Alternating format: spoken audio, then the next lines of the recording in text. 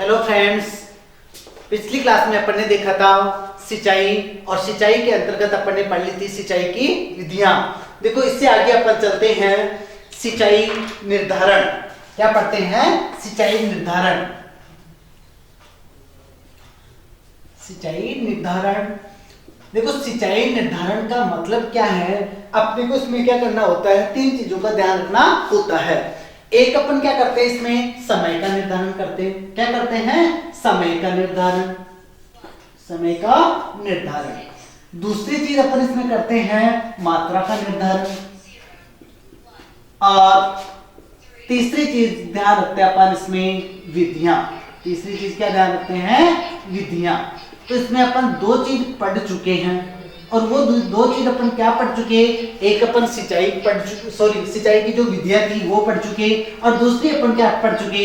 मात्रा का निर्धारण पढ़ चुके। अब अपने पास में क्या आता है, नेक्स्ट जो भी है वो बच जाता है समय का निर्धारण। और समय का निर्धारण क्या करते हैं अपन, यानी पौधे की जो क्रांतिक अवस्थाएं हैं, या उसमें जो जल विभव है, या पत्तियों का तापमान है, मृदा नमी है, इनके आधार पर करते हैं। किनके आधार पर करते हैं? अपन ने कहा कि अपन क्या करें, पौधे की जो स्थिति है उस पौधे की स्थिति को देखें। अब पौधे की स्थिति में देखो, पहले बता दे अपन कि पौधे की स्थिति में अपन पौधे की बाह्य स्थिति बताएं कि अपने को बाहर से अपने ऐसे लगने लग जाता है कि अब पौधे को अपने को सिंचाई कर देनी चाहिए। फिर उसमें बाद अपन बात करें कि जो पत्तियों का जल विभव होता है, वो जल यानी पत्तियों में कितना जल है वो माप, उसको कहते हैं जल विभव। तो पत्तियों का जो जल विभव है वो माप कर अपन क्या कर सकते हैं? सिंचाई कर सकते हैं। और उसी के बाद अपन कहें कि पत्तियों का जो टेम्परेचर होता है वो माप कर अपन सिंचाई कर सकते हैं।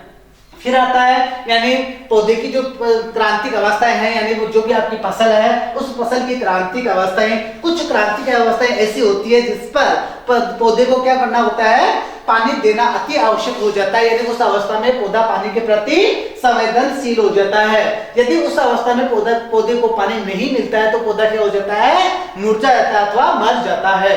उसके बाद आता है अपने मृदा नमी के आधार पर। तो देखो सबसे पहले अपन देखते हैं पौधे के आधार पर। किसके आधार पर? पौधे के आधार पर। यानी समय का जो निर्धारण कर रहे हैं वो निर्धारण किसके आधार पर कर रहे हैं? पौधे के आधार पर। चलो पौधे के आधार पर किस किस तरीके से अपन कैसे करते हैं, तो ये चीज वैसे मैं बता चुका आपको। तो यहां मैं ले लेता हूं पहला, यानी पौधे की बाह्य स्थिति देखकर। पौधे की बाह्य स्थिति देखकर। बाह्य स्थिति का मतलब यानी बाहरी रूप से पौधा या तो मुरझाएगा, उस कंडीशन में अपने को क्या करना है? सिंचाई करनी है। फिर आता है नंबर 2, इसमें अपन ने देखा पत्तियों का जल विभव मापकर। पत्तियों का जल विभव मापकर, ठीक है। फिर इसके बाद में आता है नंबर 3 के ऊपर, और नंबर 3 पे अपन देखते हैं पत्तियों का तापमान मापकर। पत्तियों का तापमान मापकर। और पत्तियों का जो तापमान होता है वो तापमान अपन किससे मापते हैं? तो उसका जो यंत्र होता है उस यंत्र का नाम है इंफ्रारेड थर्मामीटर। इंफ्रारेड थर्मामीटर होता है। इस इंफ्रारेड थर्मामीटर से अपन क्या करते हैं? पत्तियों का तापमान मापते हैं। और उसके बाद में आते हैं नंबर 4 के ऊपर, और नंबर 4 आता है पौधे की क्रांतिक अवस्थाओं के आधार पर। पौधे की क्रांतिक अवस्थाओं के आधार पर। अब अपने को पढ़ना क्या है, यानी जो क्रांतिक अवस्थाएं हैं वो ही पढ़नी है, क्योंकि क्रांतिक अवस्थाओं से आपके क्वेश्चन पूछता भी है। दूसरी चीज देखो, फसलों में अपन क्या पढ़ते हैं? सिंचाई का एक टॉपिक पढ़ते हैं।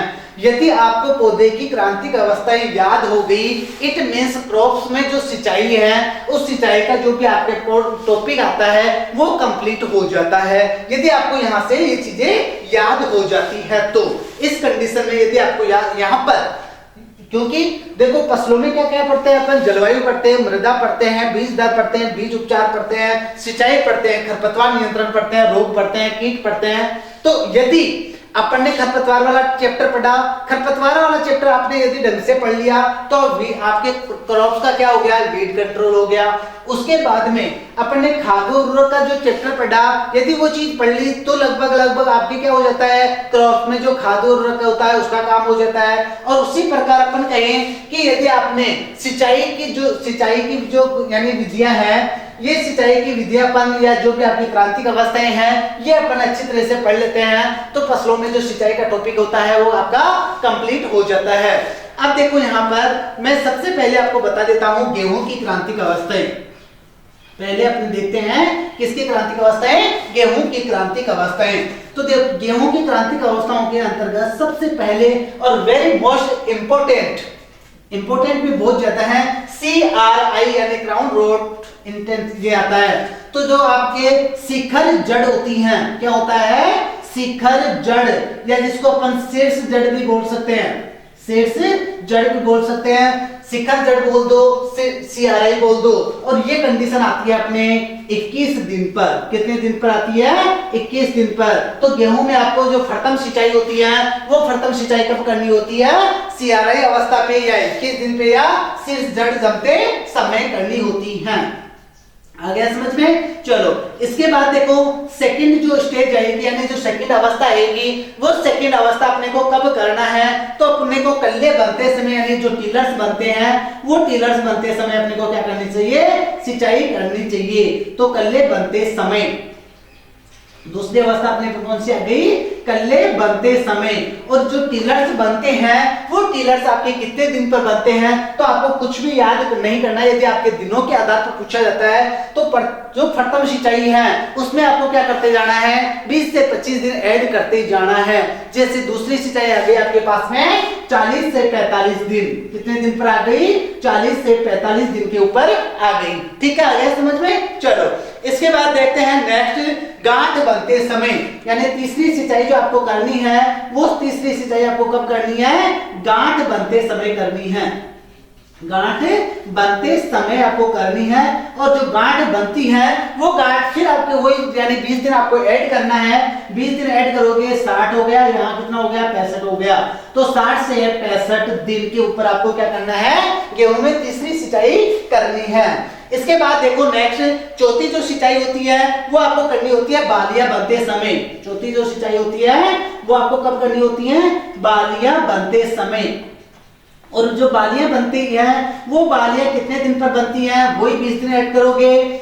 और 20 दिन ऐड करते ही आपके पास कितने दिन आ जाते हैं, 80 से 85 दिन। कितने आ जाते हैं, 80 से 85 दिन आ जाते हैं। फिर बात करते हैं गेहूं में पांचवी जो सिंचाई है, वेरी इंपोर्टेंट। फिर बात करें क्यों, क्योंकि यहाँ जो मिल्किंग स्टेज आती है, दूधिया अवस्था आती है दाने की, वो दाने की दूधिया अवस्था होती है। तो पांचवी सिंचाई करते हैं दाने की दूधिया अवस्था। दाने की दूधिया अवस्था यानी जो मिल्किंग स्टेज होती है।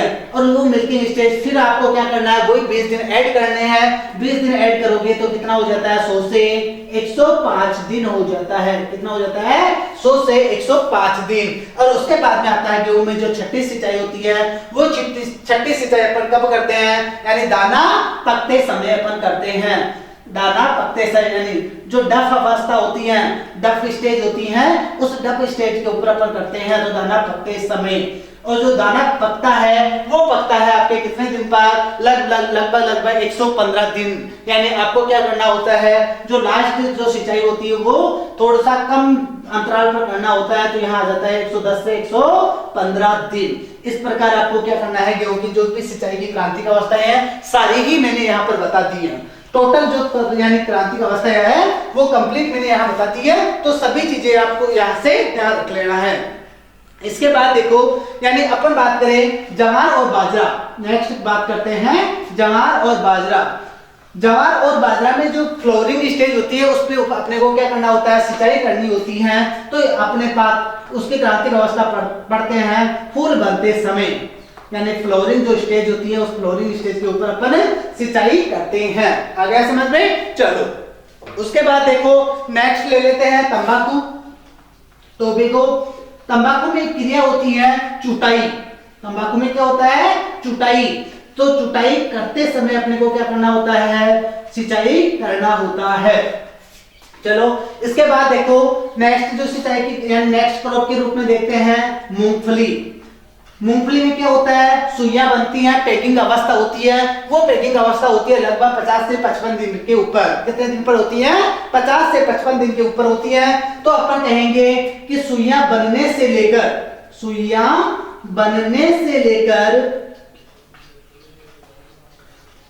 दाना बनते समय तक यानी कंप्लीट आपके पेगिंग से लेकर आपका जब भी पोड बनेगा, दाना बनेगा, उस दाना बनने तक अपने को क्या करना चाहिए? दाना बढ़ते समय यानी बनते समय को या बढ़ते समय आप यहाँ शब्द बोल सकते हो, तो वहां तक आपको क्या करना होता है? सिंचाई करनी होती है। मूंगफली के बाद में नेक्स्ट क्रॉप के रूप में देखिए यानी आप देख लेते हैं आलू। नेक्स्ट क्रॉप देखते हैं आलू। तो आलू में अपने को क्या करना होता है? नंबर 1 अंकुरण के समय, यानी जब आलू का अंकुरण हो उस आलू के अंकुरण के समय अपने को सिंचाई करनी होती है। और जो दूसरी अवस्था होती है वो होती है आपके यानी कंद बनते समय। क्या होता है? कंद बनते समय यानी ट्यूबर जो बनता है, वो ट्यूबर बनते समय आपको क्या करना होता है? सिंचाई करनी होती है। आया समझ में? चलो नेक्स्ट देखो, नेक्स्ट क्रॉप के रूप में लेते हैं मक्का। नेक्स्ट लेते हैं मक्का। मक्का में क्या होता है? देखो एक क्रिया होती है, एक होता है टेसल और एक होता है सिल्क। टेसल क्या होता है? यानी उसका जो नर पुष्प होता है उसको अपन क्या कहते हैं? टेसल। और जो मादा पुष्प होता है उसको अपन क्या कहते हैं? सिल्क। तो उसको टेसलिंग और यानी अपने पास में आ जाता है सिल्किंग। ठीक है, तो पहली जो अवस्था होती है वो अपन करते हैं टेसलिंग अवस्था के ऊपर। जो आपके मक्का की सिंचाई की जो क्रांतिक अवस्था होती है वो आती है टेसलिंग अवस्था अथवा नर मंजरी बनते समय।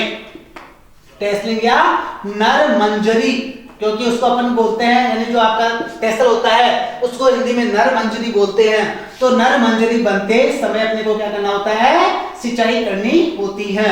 और उसके बाद में दूसरी जो कंडीशन होती है वो आती है भुट्टे बनते समय, यानी जो आपका मक्का का भुट्टा बनेगा उस भुट्टा बनते समय आपको क्या करना होता है? सिंचाई करनी होती है। आया? चलो इसके बाद देखो नेक्स्ट कपास यानी कॉटन देखते हैं। देखो कॉटन में क्या होता है? 2 प्रकार की शाखाएं होती हैं, एक होता है मोनोपोडियल और दूसरा होता है सिम्पोडियल। मोनोपोडियल शाखा किसे कहेंगे? यानी जो उसकी वृद्धि करें, यानी जो भी आपकी कॉटन है उस कॉटन की वृद्धि करें, वो कौन सी शाखा होती है? उसकी मोनोपोडियल। और दूसरा आता है सिम्पोडियल। सिम्पोडियल का मतलब होता है जो प्रजनन के अंतर्गत काम में आती है, यानी एक बार वृद्धि होने के बाद में उनका काम तो हो जाता है, यानी वो तो क्या हो जाती है? रुक जाती है। और उसके बाद में दूसरी शाखाएं विकसित होती है, उन शाखाओं को कहते हैं सिम्पोडियल। और उन सिम्पोडियल जो शाखाएं होती है उनको कहते हैं डोडे वाली शाखाएं बनते समय, क्योंकि प्रजनन होगा, डोडा कहां बनेगा? उन्हीं शाखाओं के ऊपर बनेगा। तो यहां पर अपन ने कहा डोडे बनते समय, डोडे वाली शाखाओं की यानी डोडे वाली शाखाएं बनते समय, पहली अवस्था आ गई डोडे वाली शाखाएं बनते समय, यानी आपकी जो सिम्पोडियल है उस अवस्था के ऊपर बनते समय।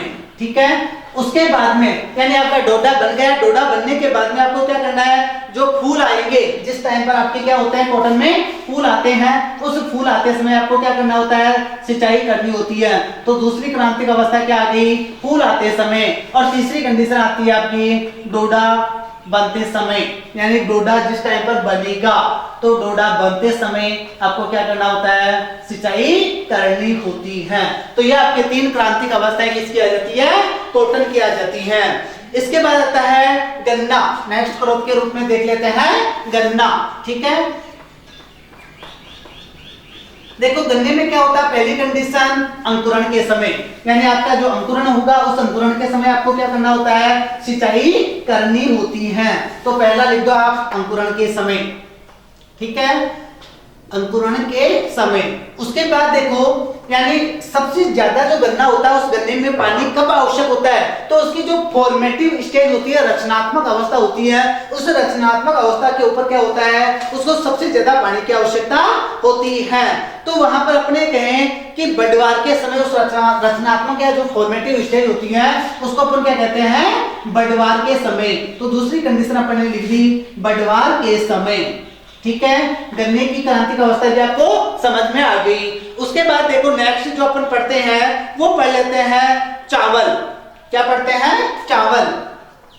चावल में भी क्या बनते हैं? टिलर्स बनते हैं। तो पहली कंडीशन टिलर्स बनते समय यानी कल्ले बनते समय, और दूसरी जो अवस्था आती है वो आएगी आपकी उसकी जो फ्लोरिंग स्टेज होती है वो फ्लोरिंग स्टेज। तो फूल आने से पहले, यहाँ पर अपन ने क्या पढ़ा? फूल आने से पहले। ये आपके किसकी पढ़ी? अपन ने धान की पढ़ी।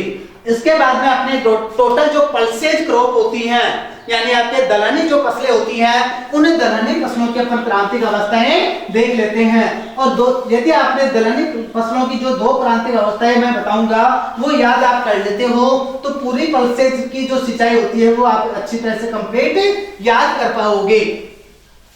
तो देखो अपन बात कर लेते हैं यानी टोटल दलहनी के साथ में आपके सोयाबीन, दलहनी, सोयाबीन, सरसों, अलसी, ठीक है। इन क्रॉप्स में अपन सिंचाई की कौन सी क्रांतिक अवस्था का ध्यान रखना है? तो अपने को पहली जो क्रांतिक अवस्था ध्यान रखनी है वो ध्यान रखनी है यानी आपके फूल आने से पहले। कब ध्यान रखनी है?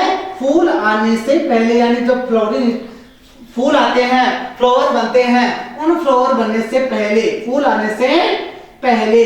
और दूसरी अपन जो फलियां होती है पोड बनता है, क्योंकि दलहनी फसलों में अपन उसका जो फल होता है उसको क्या बोलते हैं? पोड बोलते हैं। तो पोड बनते समय या फलियां बनते समय, फलियां बनते समय आपको क्या करना होता है? सिंचाई करनी होती है। ये आपके टोटल जो क्रॉप्स है उन क्रॉप्स के अपन ने क्या देखा? सिंचाई की क्रांतिक अवस्था अपन ने देख ली। इसके बाद दूसरा देखते हैं, यानी पहला तो अपन ने क्या देखा? पौधों के आधार पर। दूसरा देखते हैं मृदा नमी के आधार पर, यानी अपन मृदा नमी के आधार पर सिंचाई कर सकते हैं। तो देखो दूसरा अपन देख लेते हैं मृदा नमी के आधार पर। दूसरा मृदा नमी के आधार पर। अब देखो मृदा नमी के आधार पर मैं थोड़ा सा यहाँ पर और थोड़ा एक्स्ट्रा बताना चाहूंगा, क्योंकि वो चीज अपने को कहाँ पढ़नी है? मृदा में पढ़नी है। तो यदि आपको यहीं पर वो क्लियर हो जाती है तो बहुत अच्छी बात है। देखो जो मृदा है उस मृदा में जल पाया जाता है, उसको अपन क्या कहते हैं? मृदा जल। क्या कहते हैं? मृदा जल कहते हैं। तो आपको मैं यहाँ पर ये बता रहा हूँ कि मृदा में कितने प्रकार का जल पाया जाता है, यहीं पर मैं इस चीज को आपको क्लियर कर रहा हूँ। तो मृदा जो जल है वो मृदा जल कितने प्रकार का होता है? 3 प्रकार का होता है। मृदा जल कितने प्रकार का होता है? 3 प्रकार का होता है। पहला आता है आपका गुरुत्वीय जल। पहला कौन सा आता है? गुरुत्वीय जल, यानी जो गुरुत्वाकर्षण के प्रभाव में रहता है उसको अपन क्या कहते हैं? गुरुत्वीय जल कहते हैं। अब बात रहती है यानी ये कितने एटमॉस्फेयर जो तनाव होता है उसके ऊपर उपस्थित रहता है, ये चीज आपके यहाँ से क्वेश्चन पूछ ली जाती है। तो पहली कंडीशन ये क्या होता है? गुरुत्व के प्रभाव में रहता है, ठीक है। अब यहाँ पर आपको बताना है कि कितने वायुमंडलीय तनाव के ऊपर उपस्थित रहता है। तो लेस देन 1/3, यानी यहाँ पर ये भी बता सकते हो या 0.3 भी कह सकते हो यहाँ पर, यानी लेस देन 1/3 या लेस देन 0.3 एटमॉस्फेयर तनाव के ऊपर ये अवेलेबल होता है, ठीक है। यदि आपका जो गुरुत्वीय जल है वो गुरुत्वीय जल कितने तनाव पर उपस्थित रहता है? लेस देन 1/3 या 0.3 एटमॉस्फेयर। अब एक चीज याद रखना, एक एटमॉस्फेयर बराबर जो आपका एक एटमॉस्फेयर होता है उससे एक एटमॉस्फेयर बराबर 1.01 बार होता है। कितना बार होता है? एक, यानी एक एटमॉस्फेयर बराबर 1.01 बार होता है। तथा यदि बात करें एक बार बराबर, यानी उल्टा करें अपन, एक बार की बात करें, इस एक बार में कितना एटमॉस्फेयर होता है? 0.98 एटमॉस्फेयर होता है। ये चीज आपको याद थोड़ा सा एक्स्ट्रा के रूप में याद रखनी है। तो यहाँ पर मैं बात की कि गुरुत्वीय जो जल था वो गुरुत्वीय जल 1/3 लेस देन 1/3 एटमॉस्फेयर तनाव पे उपस्थित रहता है और ये पौधों को प्राप्त नहीं होता है, पौधों को प्राप्त नहीं होता है। ये चीज आपको ध्यान रखनी है, नहीं होता, ठीक है, ये तो आपका पहला जल अपन ने पढ़ा। इसके बाद में अपन दूसरा जो जल पढ़ते हैं वो दूसरा जल ले लेते हैं, कौन सा? केसीय जल है, जो कैपिलरी वाटर होता है। यानी दूसरा जल कौन सा ले रहे हैं? कैपिलरी वाटर, या जिसको केसीय जल के नाम से जानते हैं अपन, केसीय जल। ठीक है, ये जो केसीय जल होता है, ये केसीय जल यानी इस 1/3 से लेके, यानी कह सकते हैं अपन 1/3 से लेके 31 एटमॉस्फेयर तनाव पे उपस्थित रहेगा। ठीक है, कितने तनाव पर उपस्थित रहेगा? यानी 1/3 से लेके 31 एटमॉस्फेयर तनाव पर उपस्थित रहेगा। और ये जो जल होता है पौधों को प्राप्त होता है। यानी आपको क्वेश्चन पूछा जाए कि पौधों को प्राप्त होने वाला जल कौन सा है, तो आपको कौन सा बताना है? केसीय जल, या जो जिसको अपन कहते हैं कैपिलरी वाटर। तो यहां पर अपने दिया पौधों को प्राप्त होने वाला जल, पौधों को प्राप्त होने वाला जल कौन सा हो गया? आपका कैपिलरी वाटर हो गया। इसके बाद आते हैं तीसरा जो जल देखते हैं, वो तीसरा जल अपन देख लेते हैं कौन सा? यानी अपने आर्द्रताग्राही जल। कौन सा आ जाता है? आर्द्रताग्राही जल आ जाता है।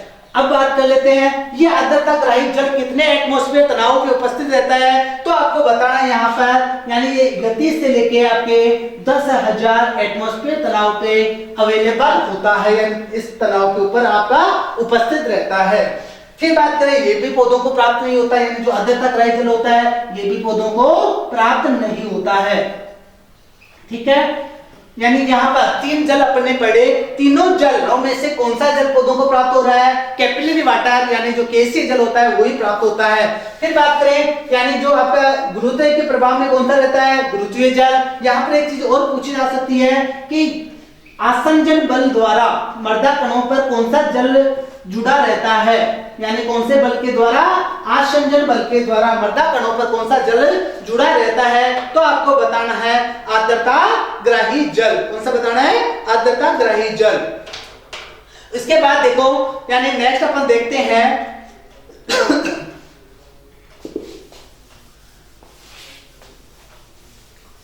इसमें 2-3 चीजें कॉमन है, वो कॉमन चीज मैं आपको पहले बता देता हूं, उसके बाद में अपन पढ़ेंगे यानी आपके मिलानी बिंदु, जिसको कहते हैं अपन विल्टिंग पॉइंट।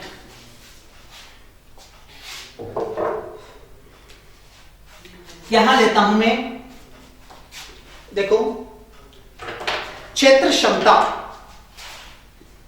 आपके पास क्या आता है? क्षेत्र क्षमता, जिसको इंग्लिश में कहते हैं फील्ड कैपेसिटी। क्षेत्र क्षमता, जिसको इंग्लिश में क्या कहते हैं? फील्ड कैपेसिटी कहते हैं। यहां पर ये आपको पहली चीज तो ये ध्यान रखना है कि फील्ड कैपेसिटी होती क्या है, कि मृदा की अधिकतम जल धारण करने की जो क्षमता होती है उसको अपन क्या कहते हैं? फील्ड कैपेसिटी या क्षेत्र क्षमता कहते हैं। क्या किसको कहा? मृदा की अधिकतम जल धारण क्षमता जो है उसको अपन ने क्या कह दिया? क्षेत्र क्षमता कह दिया। तो यहां पर अपन ने बता दिया मृदा की अधिकतम जल धारण क्षमता, जल धारण क्षमता क्या होगी? आपके फील्ड कैपेसिटी। और इस कंडीशन में मृदा में कितना परसेंट जल अवेलेबल होता है? 100% जल उपस्थित होता है। यानी किस अवस्था में? फील्ड कैपेसिटी की अवस्था में कौन कितना जल होता है? 100% जल उपस्थित होता है। ठीक है, फिर बात आती है, यानी नेक्स्ट इसी के अंतर्गत लेते हैं मलानी बिंदु, जिसको कहते हैं विल्टिंग पॉइंट। जिसको अपन ने क्या कहा? विल्टिंग पॉइंट कहा, मलानी बिंदु। अब बात आती है विल्टिंग पॉइंट क्या होता है। तो देखो विल्टिंग पॉइंट का मतलब होता है कि पौधा एक स्थिति यानी एक कंडीशन तक क्या होता है, यानी पौधे को पानी प्राप्त होता रहता है जब तक मृदा में जल उपस्थित है। यदि मृदा में पानी की क्या हो जाती है? कमी हो जाती है, उस कंडीशन में क्या होता है? पौधे को पानी अवेलेबल नहीं हो पाता है।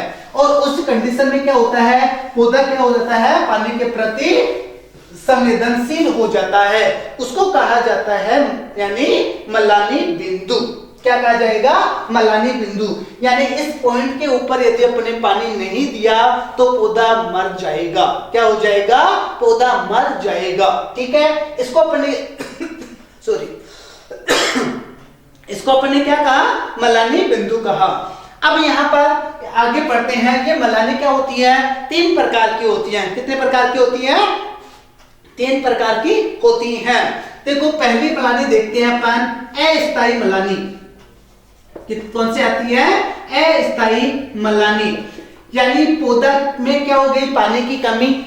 लेकिन जैसे ही पौधे को रात की जो नमी मिलती है, रात की नमी मिलते ही पौधा अपनी वापस क्या हो जाता है?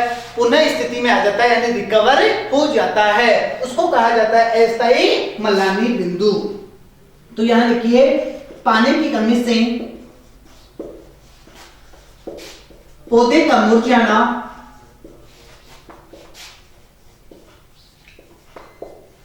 परंतु रात की नमी मिलते ही पुनः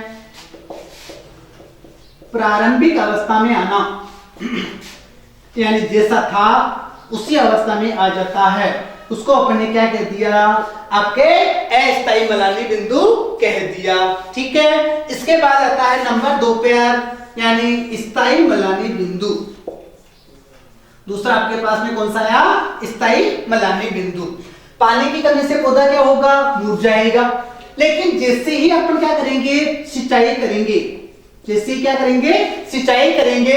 सिंचाई करते ही पौधा अपनी पुनः प्रारंभिक अवस्था में आ जाता है। ठीक है। पौधा पुनः अपनी प्रारंभिक अवस्था में आ जाता है। कब? यानी कौन सी कंडीशन में? जब अपन क्या करेंगे? सिंचाई करेंगे, तो उस कंडीशन में पौधा अपनी वापस पुनः स्थिति में आएगा। और उसके बाद में आता है, देखो एक चीज, चलो यहीं पे आपको मैं एक चीज बता देता हूं। जो आपका स्थायी मलानी बिंदु होता है वो 15 एटमॉस्फेयर तनाव पर उपस्थित होता है। यानी जो स्थायी मलानी बिंदु होगा वो कितने एटमॉस्फेयर तनाव पे रहेगा? 15 एटमॉस्फेयर तनाव पे रहेगा। अब देखो नेक्स्ट, और नेक्स्ट अपने आ जाता है आपका परमानेंट, यानी अल्टरनेट विल्टिंग पॉइंट, जिसको कहते हैं अपन अंतिम मुरझान बिंदु। तीसरा कौन सा आता है? अंतिम मुरझान बिंदु। अंतिम मुरझान बिंदु ये आपका आता है, जिसको अपन कहते हैं अल्टरनेट विल्टिंग पॉइंट। और अल्टरनेट विल्टिंग पॉइंट की कंडीशन में पौधा क्या हो जाता है? पूर्णतया मर जाता है। पूर्णतया मर जाता है। किस कंडीशन में? अल्टरनेट विल्टिंग पॉइंट की कंडीशन में। और अल्टरनेट विल्टिंग पॉइंट आता है 60 एटमॉस्फेयर की कंडीशन में। यानी जो तनाव होगा वो कितना होगा? 60 एटमॉस्फेयर की कंडीशन में होगा। अब बात आती है, एक टर्म्स आती है अवेलेबल वाटर, जिसको कहते हैं उपलब्ध जल। उपलब्ध जल, या जिसको इंग्लिश में कहते हैं अवेलेबल वाटर। अब इसकी डेफिनेशन देनी होती है, या अवेलेबल वाटर क्या होता है, ये चीज आपको पूछ सकता है। तो जो भी आपका ये होता है, यानी कब होता है उपलब्ध जल? उपलब्ध जल का मतलब होता है, एक तरफ तो अपन ने क्या देखा था? यानी क्षेत्र क्षमता देखा था। क्या देखा था? क्षेत्र क्षमता देखा था। और एक तरफ अपन ने क्या देखा? यानी अंतिम मुरझान बिंदु, यानी स्थायी मलानी बिंदु, ये देखा। तो इन बीच के जो, इनके बीच में जो जल होता है वो क्या होता है आपका? यानी उपलब्ध जल होता है। तो मैं लिख रहा हूं यहां पर क्षेत्र क्षमता तथा स्थायी मलानी बिंदु के बीच का जल। स्थायी मलानी बिंदु के बीच का जो जल होगा वो क्या, कौन सा होगा आपका? उपलब्ध जल होगा। आ गई समझ में? चलो इसके बाद देखो, यानी अपने इसमें सिंचाई परियोजना के अंतर्गत आपको एक यानी ध्यान रखना, पूछ लेता है कभी कभी सिंचाई परियोजनाएं। तो सिंचाई परियोजनाओं के अंतर्गत ज्यादा आपको ध्यान नहीं रखना है, यानी आपको उनका एरिया ध्यान रखना है। तो मैं यहां पर बता रहा हूं सिंचाई परियोजना। सिंचाई परियोजना, सिंचाई परियोजना 3 प्रकार की होती हैं। एक होती है वृहद, दूसरी होती है मध्यम और तीसरी होती है लघु। वृहद का मतलब बड़ी, वृहद का मतलब क्या होता है? बड़ी। मध्यम यानी मीडियम साइज, और लघु का मतलब क्या होता है? छोटा होता है। लघु का मतलब क्या होता है? छोटा होता है। यहां पर ने बताया, यानी लघु के लिए देखो लेस देन 2000 हेक्टेयर, यानी जो 2000 हेक्टेयर क्षेत्रफल के लिए होगी वो कौन सी होगी? यानी लघु होगी उससे कम वाले क्षेत्रफल के लिए। फिर बात करें 2000 से 10,000 के लिए, 10,000 हेक्टेयर के लिए जो परियोजना होगी वो कौन सी होगी, मध्यम। और ग्रेटर देन 10,000 यानी इस ज्यादा हेक्टेयर के लिए जो परियोजना होगी वो कौन सी होगी आपके, यानी बड़ी, जिसको कह दिया अपन ने बड़ी। ठीक है, इसी के साथ अपना जो सिंचाई का टॉपिक है वो कंप्लीट होता है। ठीक है, थैंक यू।